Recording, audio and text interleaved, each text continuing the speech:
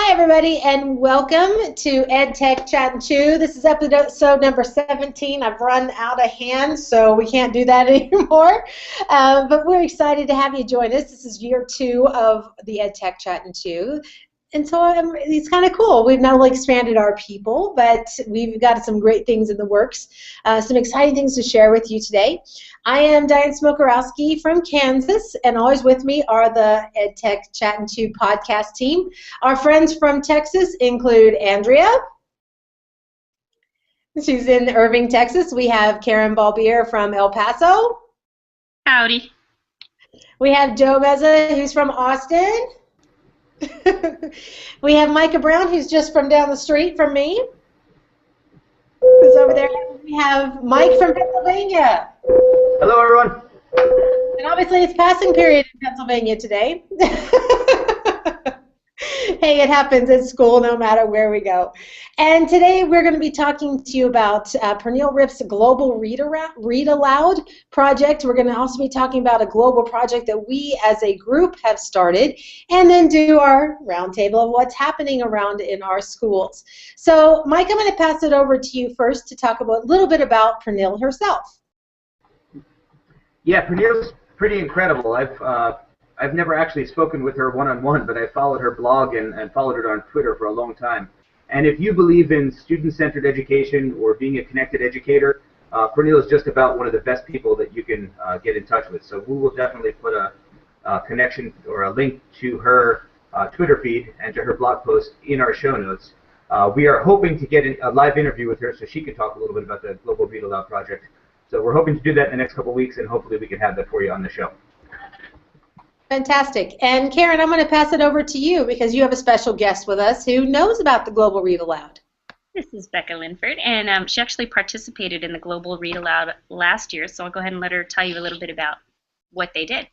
Well, last year I was teaching in Hawaii. I'm definitely not an expert, but it was a lot of fun. It was my first time doing Global Read Aloud, and it was a blast. My kids loved it. They loved talking with students from across the country and seeing their thoughts, and a lot of digital citizenship lessons were happening there as well as they were talking about what they were reading and their thoughts on the characters, predicting. And it was kind of nice, too, because the teachers had a lot of freedom. Like my kids just used it on a discussion level, but the teachers would have some of their students create glogsters, write poetry, and so then that was created a venue for the students to share the work that they were doing associated with the book that we were all reading together. So with the Global Read Aloud Project, there's a book or a set of books this year, I believe there are 4, where they ask kids all over the world to read the same book at the same time. Am I right to say that? Yes. And this year, the books that they have selected are The Miraculous Journey of Edward Tulane by Kate DeMillo, The 14th Goldfish by Jennifer Holm, One for the Murphys by Lindy Mullally Hunt, and the ever-popular The Fault in Our Stars by John Green. Gosh, if there is a young adult person who hasn't read this book, I think they're in the minority, so it's a great time to get jumped in with that.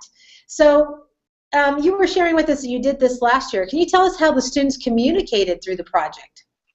They joined Edmodo groups, so different teachers kind of started up like as the lead teacher for creating an Edmodo group and sharing out that code, and then you'd get different classes that would join based off of age groups.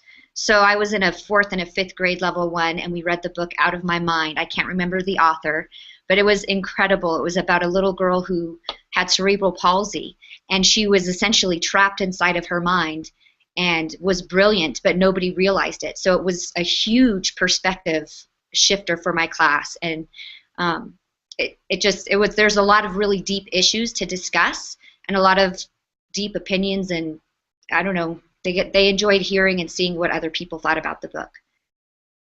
Well, and just how amazing would it be to imagine that, you know, some other friends around the world are all reading the same book that you are, so it's like being in this giant book circle, right? So to speak. It's just incredible. Becca, yeah, go ahead, Pete. Becca, did you feel that that your students became more interested in reading or ended up with better comprehension of what they were reading because they were connecting with other students around? I don't know that I would say better comprehension, but definitely I think better engagement. And they really had to think about going deeper with their comments, not just, oh, nice job, I agree, I like your opinion. It really became more about sharing their true opinion and then respecting and listening to somebody else's. Mike, are you going to have some of your students participate this year? No, actually, with our school, we've departmentalized this year, so I only have one language arts teacher in each grade level. So with that happening this year, it's been really tough for us to kind of find where my role fits as a curriculum coach with each of those different classes. So I love the idea. I think it's something we definitely want to do next year. I just haven't been able to work it in this October. But I do know that you read to your children every night. So Pernille definitely makes this call to say that it can be for grandparents reading aloud to their grandchildren or parents reading to their own children. So I'm thinking of setting it up with Little Smoke and see if we can do that this year and just participate virtually that way. That's awesome. Andrea, are you thinking of jumping in? I do want to jump in actually, and I have, and I've been looking through it, and I like that it's already set up, and it gives which chapters you should read each week. And you know, they're also doing an author study this year over Peter Reynolds, who is one of my all-time favorite author illustrators. So I think that I do want to. Well, actually, I don't think. I know that I do want to do it, but we might be pushing it back 1 week as I get teachers more involved. Just things, you know, things happen, and you can't start right away like you want to. But I plan to. I'm sending it out today to teachers, actually. Fantastic. And Micah, are you looking to jump in maybe? I think this is very interesting. You mentioned you had, was it 4th or 5th grade, Becca? I had 4th. So did you pick a single chapter book, or did you do what looks like to be the elementary side, like the Peter Reynolds is this year? Well, last year we didn't. You were just given one book. You weren't given like a list of books. So this is sort of a new format this year. But one of the challenges we ran into in Hawaii was that over the course of the schedule with the breakdown of what chapters to read when, we had our spring break. So we had to do a little bit of, you know, splitting it up, and that was difficult because I had to teach the kids, okay, we cannot talk about this chapter yet. This is top secret. No spoilers allowed. So, but it worked out. Wow, it sounds awesome. I like the choices this year. Yeah, that would be great with the Peter Reynolds. We didn't do much for Dot Day, Mike. You'd mentioned fitting everything in, and I think this would be a great thing to start. What do you think, Joe? You know, I'm hearing all these cool ideas, and you know what I'm going to do is just like you with the Little Smoke, I'm going to do the same thing with my monkeys to experiment and see how it works. And I'm willing to. I want to share this with other people too. And I know I'm supposed to get ready to present for big convention in February, right? And so I'm thinking that one of my sessions is going to be about this. You know, so I might have to share this. So I'm excited. That's awesome, and I'm sure that Pernille will be excited that our podcast viewers will be learning more about it as well. And speaking of global projects, Mike, what's in the bag? So this morning, our October video message exchange on Skype went live, and this is really cool. I'm very excited about this. We ended up with 22 different classrooms on all 6 continents joining us. We've got classrooms, 2 in Canada, 2 in Australia, 1 in Poland, 2 in India, all over the United States, 2 in Kenya. So it really is a global project like we haven't done before. And basically what we're going to be doing is once a week, one of the podcast crew members is going to be sharing out a video question for all of those different classrooms. We have our classrooms organized into 2 different groups on Skype. And then those classes will take that question and record video answers that will go out to everyone else in their group. So for example, this morning's question was, share with us some of your favorite foods. You know, and make sure you include desserts because everyone loves desserts. Tell us what you have for school lunch. And I know I worked with a 5th grade class here in Pennsylvania this morning to record their answer, and we can't wait to see some of the answers that come in from all over the world. And then we're going to choose some of our favorite answers that we get in those Skype groups, and we're going to share them with our podcast viewers here on the podcast. It just blows my mind, you know, that we have, not only do all of us collaborate in different regions of the United States every week, but it's it's not even difficult for kids to collectively collaborate from anywhere in the world. Our original thought was to have everything in one stream in a Skype chat, kind of instant message, but sadly you can't do the video messaging that way. But here's the bonus: because they're going to be putting their videos elsewhere, it's easier for us to edit them and make our own little conglomeration. So I'm crazy excited about this project. I know that one of our podcast viewers, Iro from Greece, is ready to jump in and start straight away, so we should be seeing one of her videos probably for the next day or so. I'm excited to see what she comes up with. Now, everybody's got a team playing, right? Just about? Yes? Okay. We have a 5th grade in Kansas. What grade's going to be participating in Pennsylvania? I have 2 different 5th grade classes that are participating, so one of them is in each of our groups. What grade are you playing with, Andrea? Well, I have 2 classrooms in 4th grade. One is bilingual and one is monolingual. But we've put them together, so we're in one group, but we're going to kind of double up. So you might be seeing 2 answers from us in our certain group. That's awesome. And Karen, how many teams do you have jumping in? No bite from El Paso, but here's the exciting part, is that since I'm a part of this and we get to learn, I get to share some of the exciting things that are happening, and I know that I can cheerlead about how great this is for our next global collaboration, because I mean, what better way to be a part of it and then just express to the teachers how exciting it is and share some of the videos, since we'll be able to do that. And I'm sure that they're going to be motivated and excited about trying it out. So kind of new right now, that whole concept here, but trust me, we're going to get some bites next time. Well, I think that's the best part of the whole thing. Is I started a conversation with 2 kindergarten teachers, one locally and one in Arkansas, and telling them using this video messaging is a great way for you to begin those speaking and listening skills with children without worrying about time zones or any of that stress. You can record it multiple times until it looks just the way that you want to do it, and it's easy. You and I both know that if it's easy, teachers will do it.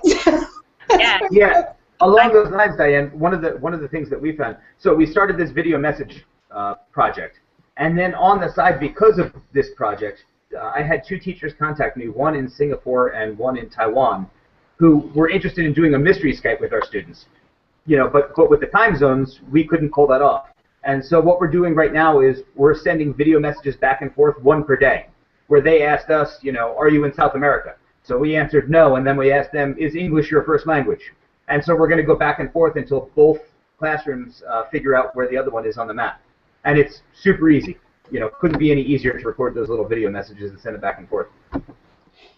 I love the easy. So what do you think? I'm sorry, go ahead, Andrea. Oh, no, I just want to say on that note, though, my 2 4th grade teachers are kind of nervous about doing this, but they're like, I want to do a mystery Skype too. So monolingual and bilingual, they're right next door to each other. They're actually going to do mystery Skypes to each other over whatever they're learning in class, like over Native Americans is next. So they're trying to figure out which Native American tribe they're talking about. I love it.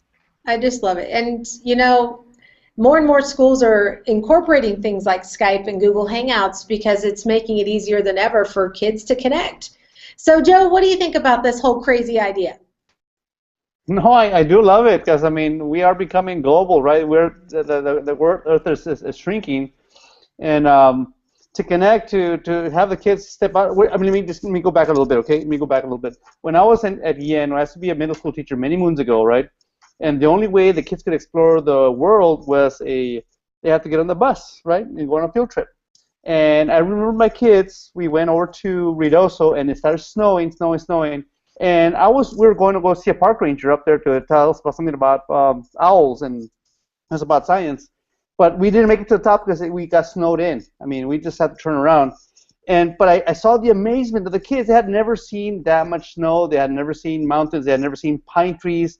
And I'm like, holy smokes, this is a great opportunity for them to learn. So we pulled in, we parked, we played in the snow, we played with the trees, snow cones, not snow cones, pine cones, and so we had a lot of fun, right? And so when we got back, I interacted with the kids. Like, well, what do you guys think about the trip? And we talked. And I'm like, wow, but now we don't have to get on the bus. We don't have those paper slips anymore. We can just like get on the computer, and we can actually see what everyone. And by the way, let me tell you right now, living in Austin, I'm just like one of the kids. I've never seen fireflies before. I've never seen raccoons. I've never seen armadillos. And I'm like, and I would love to share that with people in El Paso. Follow me? Especially the fireflies. I'm like, oh my God, oh my God. I'm like a little kid. So this is exciting for me. This is exciting, but let me just let you guys know. I'm talking too much. You just make me happy, Joe. I think that's a collective thing. Look at us all just grinning from ear to ear. We love you. It's awesome. Okay, Mike, is there anything else we need to jump in before we do the roundtable? No, I think let's go for it. Okay, let's start with you then. What's happening cool in Pennsylvania this week? So I was thinking about what I was gonna share for the roundtable, and I was trying to think about some of the incredible things that went on last week, because I know last week I had a great week. But honestly, I was so busy this morning that I can't even think back before the weekend. So I'm just going to share what happened this morning. I came in, I set up the video message exchange, and then we had a Google Hangout with an astronaut who was in Maryland, Dr. Don Thomas, who was on 4 shuttle missions. Mr. Don Thomas, or Dr. Don Thomas, was that call was being facilitated by someone in South Africa. My second graders were the only American school that was involved. There were schools from, let me see if I get this right, India, Kenya, Nepal, and Sudan that were joining us on that call. It was just an absolutely amazing experience for my kids. They got their questions answered in real time. They wanted to know how astronauts drink water in space, how they sleep, whether it was hot or cold, whether the astronaut had ever been to the moon. It was just a really awesome call. So that was really exciting. And then right from there, I went in and blogged with some third graders that had never blogged before. And they were trying to share whether or not they thought trampolines were too dangerous to use. So I worked with them for a period to get their first blog posts up, and we're trying to get them some comments. It was just a great morning. So that's my story. Love it. Andrea, what's happening in Irving? Well, last week I sat down with a couple of second grade teachers. They came to me. They said, "Oh, we're doing this bridge project. So what can I do?" So being super, I want to do ease and everything. So I said, you know what? Let's do some ThingLink. So they could take a picture of their final project in ThingLink or on their iPad, and then they can record little videos of record a picture of how they planned it out, record a little video of why they think this hypothesis is going to work for the bridge to work, and they can record a video that it actually working and give information and stuff. So I had a teacher take that and she ran with it and she gave me 4 ThingLinks on Friday, but I don't think it took hardly any time at all, and I was so excited. She emailed them to me. She goes, "Here's our bridge projects," and I'm like, "This is awesome!" So now she probably did most of the recording, but the kids totally.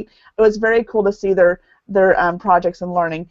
And then of course it is Connected Educator Month. So on Facebook the other day, Chrissy Vicendel posted about Connected Educator Olympics. So we've been kind of talking back and forth with several people. So be watching. I'll submit that link inside our notes as well. But she's going to launch that for her school on Friday, but inviting everybody to do it as well to see which school can win the Connected Educator Olympics. That's awesome. I didn't even know about the Olympics, so I'll be checking that out. All right, Micah, what's happening in your world?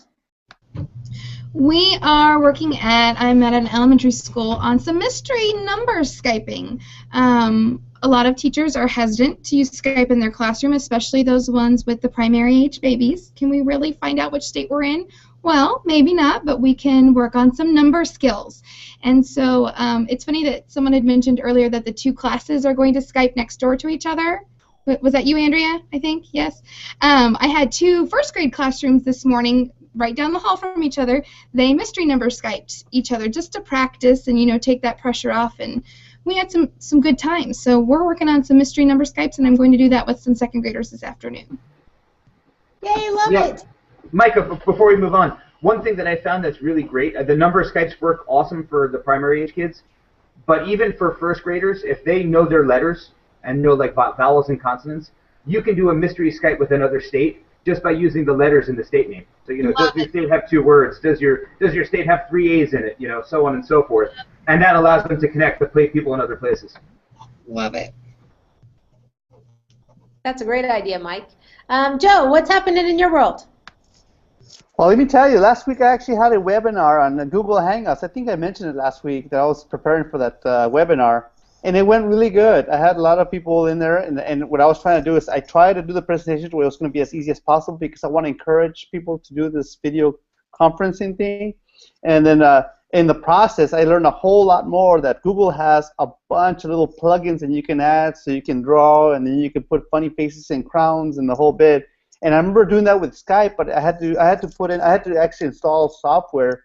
And just Google made it so much easier. And look at this, we're doing it right now, and this is so nice and easy.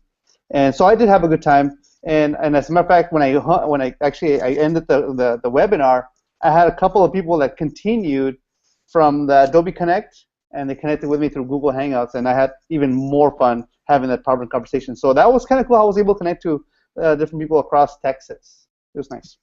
So let me get this straight. You can interconnect Google Hangouts with Adobe Connect? It was really strange, let me tell you, because I was doing an Adobe Connect webinar, okay? So, and I wasn't transmitting any video. It was just I had my little icon on the left, and so when I launched the Google Hangout, right, all of a sudden my face appeared on the screen, and the thing is that my business card, I'm shaved, I have no hair. I have no beard, right? And all of a sudden they see this hairy guy in front of there. And so I shocked myself. I was like, oh my God, I'm on TV. I'm on the computer.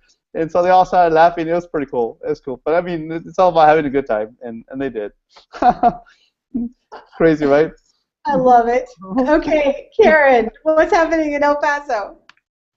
Well, I'm really excited about the mystery Skype we have tomorrow with Pennsylvania. I was able to reel in a second grade class to do a mystery Skype with Pennsylvania. So I'm really excited because this will be their first experience, and so they're a little bit nervous about it. They asked me to be there to kind of help them out in the beginning and then actually to kind of get it through. And so I'm hoping that this will lead to many more mystery Skypes because actually the class is a dual language class, and they're interested in connecting with other classrooms basically around the world. So this is going to be a really nice opportunity and a first start for the class. And then I'm even more excited because my own kid happens to be in that class too. So this will be for her first Skype experience with another class. So really excited about that. And then we also have our kickoff for our Flexbook rollout that we have a team of instructional technology and teachers that have been working on our first digital textbook, and that will roll out, or there'll be a nice little kickoff this week for that as well. So pretty cool stuff happening.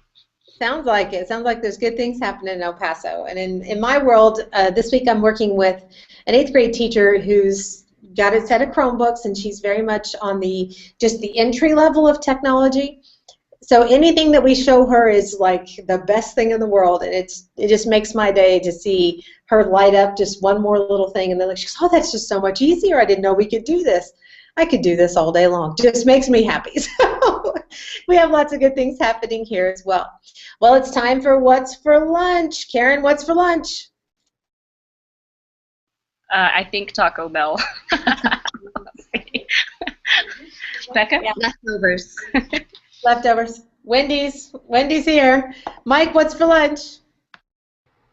Well, living where I do in a rural area, there is no Taco Bell or Wendy's. The nearest fast food place is miles and miles and miles away. So salad and yogurt for me. Going healthy. Love it. Okay, Andrea, what's for lunch? Well, I think I want to run to Subway. Not bad, not bad. Although Taco Bell does really sound good, but Subway is probably what it's going to be. Trying to stay healthy, right? Joe, what's for lunch? I actually inhaled a grilled chicken sandwich from Wendy's, and it was delicious. And I'm having water with it because I'm trying to be healthy. Yeah, I did go with iced tea, I will tell you. All right, and Micah, what's for lunch?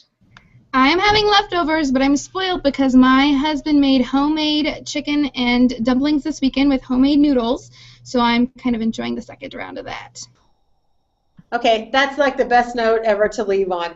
So we want to thank you, everyone, for joining us on EdTech Chat and Chew, episode 17, and we'll see you next week with even updates of our students involved in the Global Cultural Exchange. So we'll see you soon. Thanks, everybody. Bye.